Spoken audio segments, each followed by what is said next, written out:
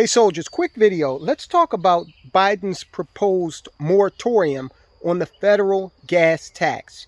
There are a lot of people that are starting to advance this argument that it will increase inflation. And let me tell you why that's not true. First of all, let's talk about the whole concept of the moratorium and why, from a philosophical standpoint, it is necessary. You had the government all last week coming out blaming any and everybody for high gas prices, but they still maintained a tax on every gallon of gas.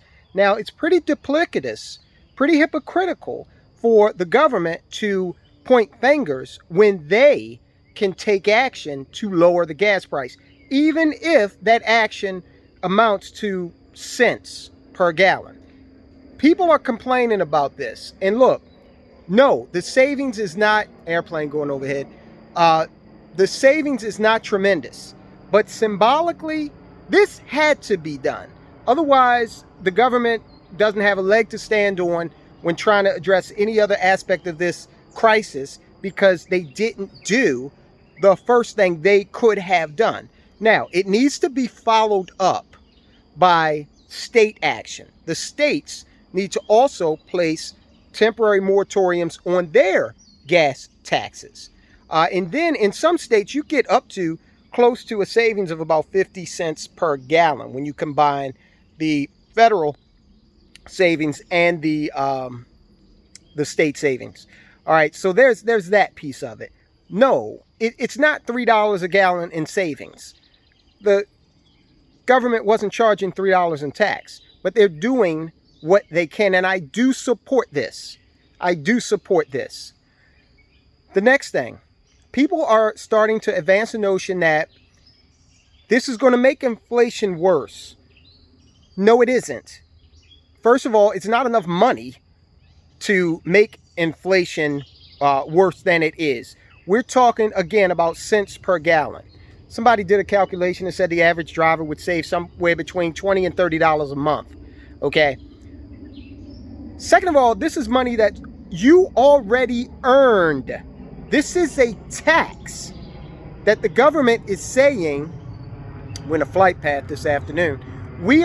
This is a tax that the government is saying we're going to place a temporary hold on.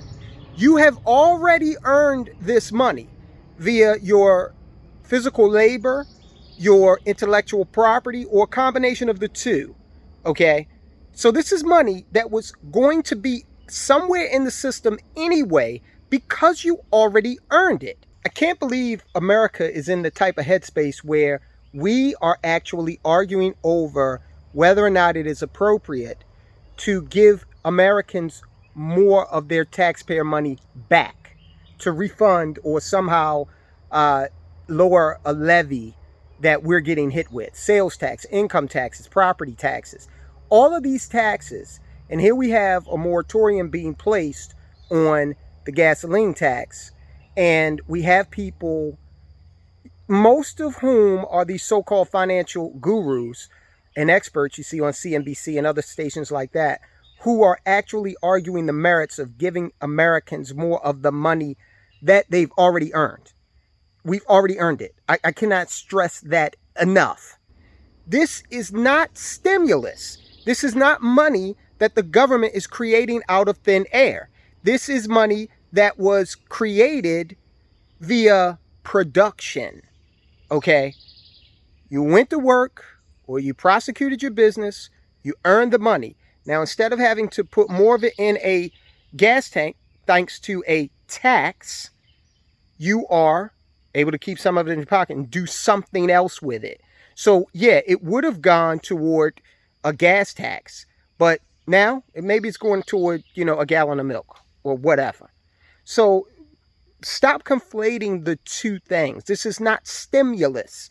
This is money you already earned and would have gone into the system anyway. Thanks a lot, guys. I'll talk to you soon.